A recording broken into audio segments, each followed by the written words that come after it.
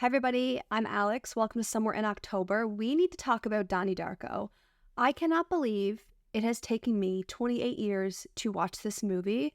This is the first movie that has made me feel so excited and so fueled, and my brain could not stop. I should not have watched it before bed. I had such a hard time sleeping because I just kept reviewing the movie and what I missed and the whole concept. If you don't know about some of my favorite movies, I really like Premonition and the Butterfly Effect. I really like the conversations and art that can be created around fate, destiny, choice, seeing into the future, and now time travel. Did not think I was going to be a time travel person. In fact, I often don't like time travel. I find in movies it's either too complicated that it kind of just loses me, or they simplify it so much for the viewer that they don't explain it.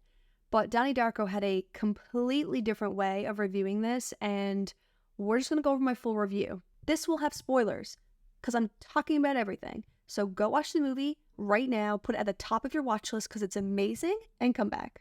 So the intro was very ominous, but there was a callback at the end, so I really enjoyed that. I will say I watched the director's cut. I believe it's like 20 minutes longer, 25 minutes, maybe even 30. So there may be some things that you didn't see, so if I mentioned those, but I'm not going to be talking scene by scene, so I think we'll be fine. So first of all, Jake Gyllenhaal, I really like him as an actor, and I don't know why I've never watched this movie, but more than that, seeing him acting alongside Maggie, I thought that was awesome. Jake Gyllenhaal does a very, very good job at acting or playing Donnie. We meet him, he's a troubled teen, he's off his meds, he's going to therapy, there's some darkness and ominous about him. At first I thought it was going to end with him killing his family, or it was going to be some kind of morbid story about him, because I went into this totally blind.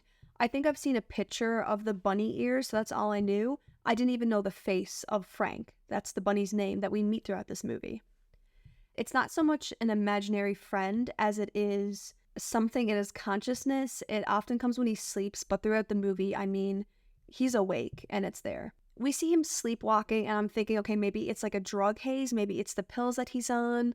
What is this going to be? And I start to realize it is going to be some kind of mind-bending experience, but I totally had no idea where it was going to go. So this is where we first encounter Frank, the bunny. I'm going to call him Frank from now on in the video. And he gives him a countdown. 28 days, 6 hours, 42 minutes, 12 seconds. To Halloween, which is so cool. This is such a good October movie. Halloween is just a portion. And I mean, there's so many references, like they go see Evil Dead, the mom is reading Stephen King's It, like there's so many references in this movie, which is brilliant. The visuals, I mean, come on, like the eye and the transition scenes with the chapters, and we are introduced to water being a powerful impact on time travel. We also see the waves a lot. One cool thing about the eye, it related back to basically the plot point or plot twists of the movie, but as well as it could be the drugs, the pupils dilate. It could be a portal. It could just be getting into his subconscious. Like there's so many things you could take from that eye. So cool, so powerful. There was a lot of political talk in the movie. I don't know if that was a plot point, if there was something deeper than that. I didn't really pick up on it. We start the movie and I thought there was an earthquake. So he's off sleepwalking. He's not home. We see Maggie sneaking in and the house is shaking. So I thought there was an earthquake. But when he wakes up on the golf course and people are like, ha ha ha, don't golf where you drool. I'm like, okay, there obviously wasn't an earthquake because everybody would have been like, hey dude, there was an earthquake. So we find out a jet engine, I believe, I don't know if that's the part that it was, fell on his room. So if he would have been home, he would have been crushed. But he was out on his little sleepwalking adventure, so he's fine. And I'm starting to think, are these coincidences paired with delusion? He's having these conversations with Frank and seeing these things before, and then there's bad things happening. And although some of it is his doing, like he sees it and then does it, when he says, oh, the world's gonna end, or there's a countdown, and then a jet engine falls on your house, I was like, okay, this has a premonition or seeing into the future type of story to it. It was really scary in itself to tap into the fears of being a parent. They were so scared for Donnie and what his future would be.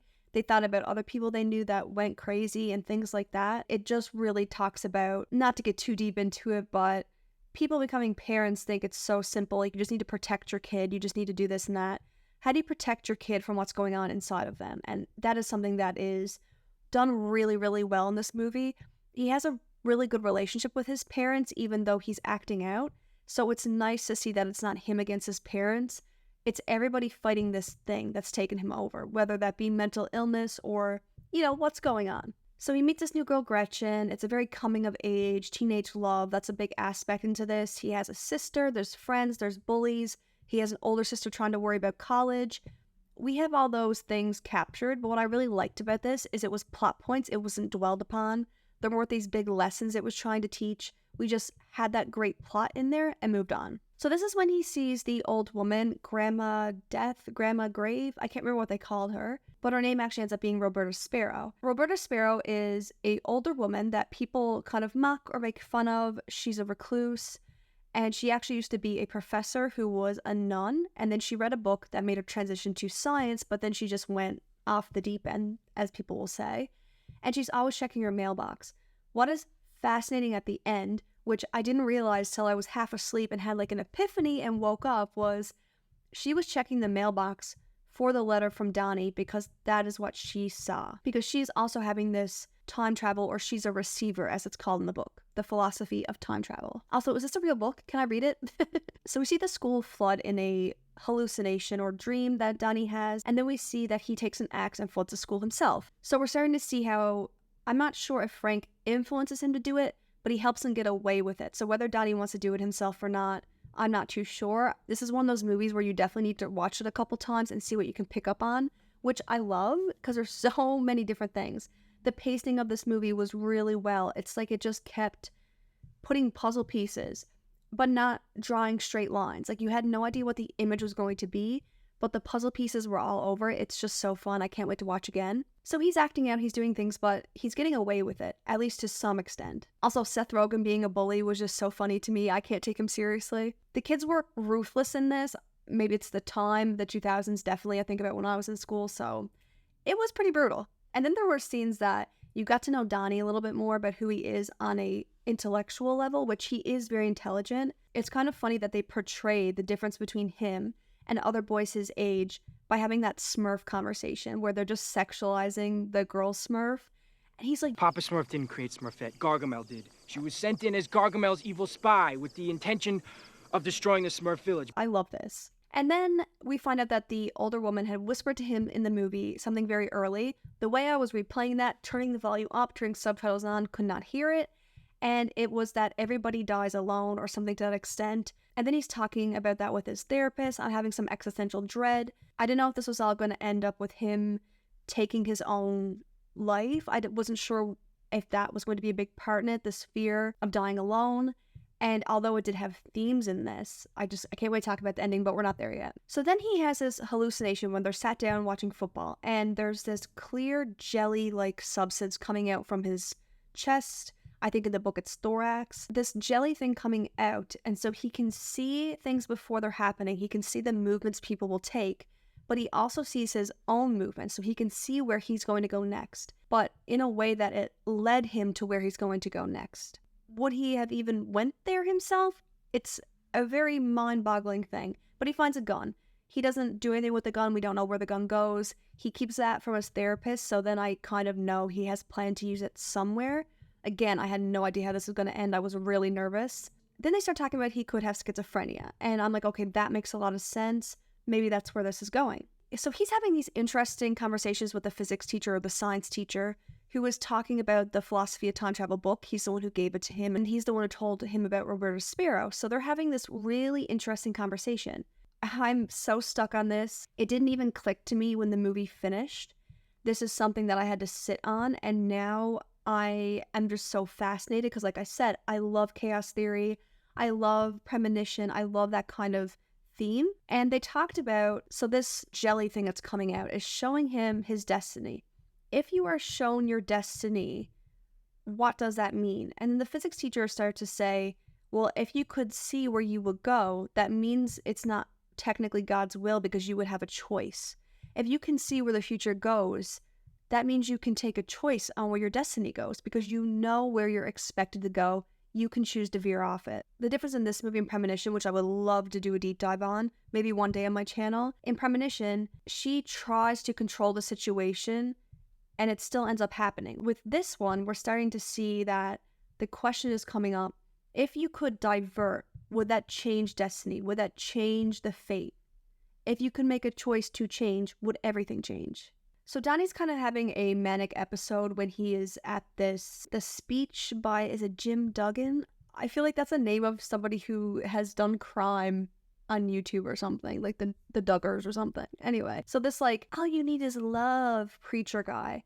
And he finds his wallet, which is a really great callback because when we remember the teacher that was unbearable, talking about fear and love, his situation was, if you find a wallet, are you acting out of fear or love? And that's also a very fascinating concept that comes back around, which we'll talk about soon. He finds that wallet, and it's so interesting, that callback, because how he acts is he goes and burns down the guy's house, and then the guy gets caught with child inappropriate things, and then he's arrested and he's a fraud, which is so sadly a normal thing even today. And so one thing I wrote down here and why I already had it at 4 stars was because not only were the visuals and soundtrack and setting and characters, everything was great and very, very defined, but the pace was so fast with so many moving parts, so many little foreshadowing moments, so many little hints, but it was easy to keep up with.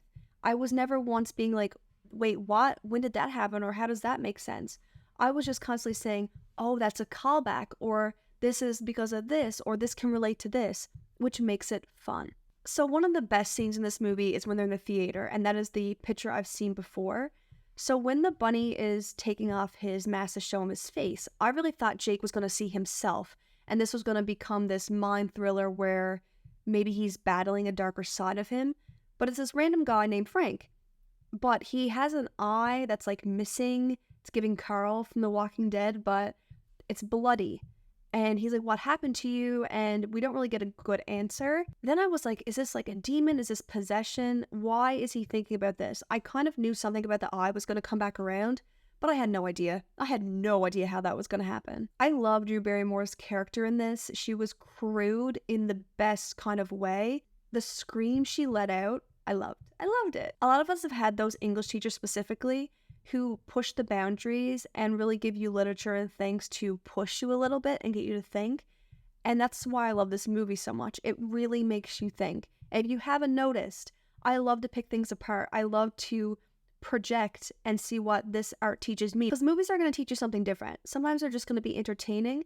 Sometimes you can read more into it. Sometimes there's a small theme, and sometimes the theme is so big, it's different for everybody. And so he admits everything to the therapist when he's under hypnosis, and I'm like, okay, that means something's going to happen soon. We're going to have a big conclusion because he's not going to get away with this. The therapist is on the phone with the mom who's in LA. Well, she's leaving a message, and she's saying, we need to talk. So we know that the timer is on. Then he's having this house party, you know, all the coming of age stories in there. But he starts seeing the time travel vortex. He's a receiver, so he's receiving, I guess, a message. And in those like little snapshots that we get to see, we see this red car with 2 people driving in it. And it kind of crashes, it bangs into something. So I thought it might be his mom and his sister coming home from the airport. They get in a bad accident. So then he says we need to go see Sparrow. I love the scene where we're on the bikes. I mean, we see that so much in It. We see it in Stranger Things. It just makes me warm inside. I love that. And one thing the therapist also mentioned that I should have mentioned was she said that his pills were placebos.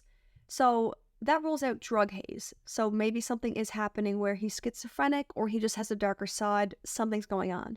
So they go into Roberta's door. They go inside. And he's attacked by those just unbearable bullies to the point where like they have a knife to his chest and they throw Gretchen. And then the most unexpected thing that could ever have happened, I mean, oh my God, when the car just ran her over, I was like, this has to be a joke. This did not just happen. And then we get the reveal. The guy first gets out of the car in a clown suit, but then the next guy gets out in the bunny costume. It is Frank. Frank is not a figment of his imagination. Frank is not a demon. Frank is not this alter ego. Frank is a person. The actual person that he's seen in the theater, he creates because he has the gun and he shoots him in the eye. Shoots him dead. What the actual, can't swear right now, but what? I'm telling you, I wrote down, my jaw is still dropped. For so long, I was like I just could not get over it. So I'm like, okay, he actually saw the future. He saw his future. It was a premonition all along. I'm obsessed with this movie. We're at 4.5 stars now. And I'm watching this happen. But the best part of it is it doesn't end there. So he has to take her body and he drives with her. I'm not sure what his intentions are. She looks dead. Okay, she looks completely dead. I'm assuming she is. He goes home, he takes the car, the cops show up, but he misses them. So now I'm like, okay, it's going to be a chase. And so he's up on the hill, a callback from the first scene, and he's seeing a portal. The older woman, Sparrow, had mentioned to him a storm was coming. It was a storm, but it was also a portal. It was all this time travel receiver things. And he's watching it. And then the plane that his mom and sister goes on starts to shake. And I'm like, oh my God, is it going to be their engine? Are they going to die and it's their engine that falls? Even though that doesn't make complete sense. It's kind of where my head went. And then he's in his bed. And he is laughing so hard, which is such a powerful scene.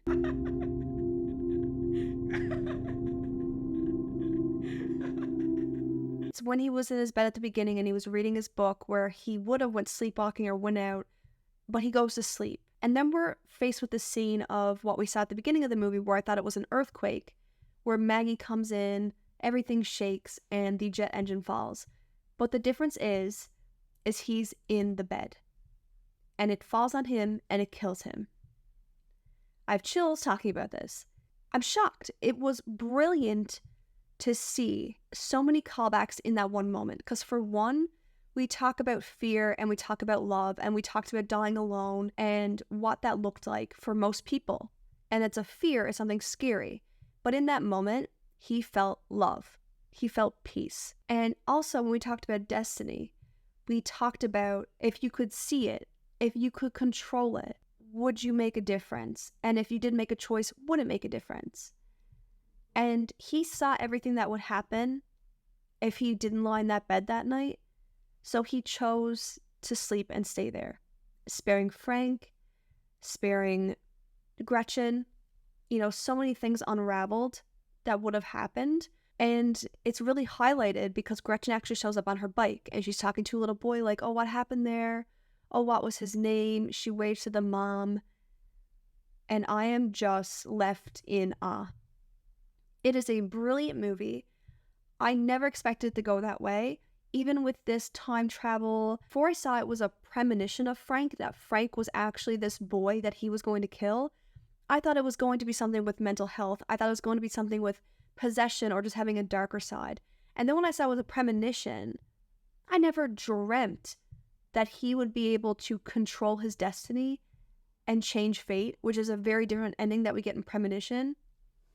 Oh my God, guys, I can't even explain to you how much I love this movie. I had high expectations, but this was another level. I have way more notes. I obviously didn't talk about everything. This is a movie I'm going to want to rewatch a few times. Maybe next October I can do a deeper dive into it because it is just beautiful. Everything is just so well done. And then we have this plot twist that's been puzzled together the entire movie. I'm never going to get over it. That's what I wrote on Letterboxd. I'm never going to get over this movie. And I'm really not. It is beautiful. It is perfect. If you have not watched it, I hope I didn't spoil it for you because you should not be here if you haven't watched it. If you have watched it, watch it again. I started putting some stuff on my shelf behind me. Donnie Darko is about to be up there in 2 - 2 seconds. How do you say that? Anyway, I need to go. I need to sign off. Bye.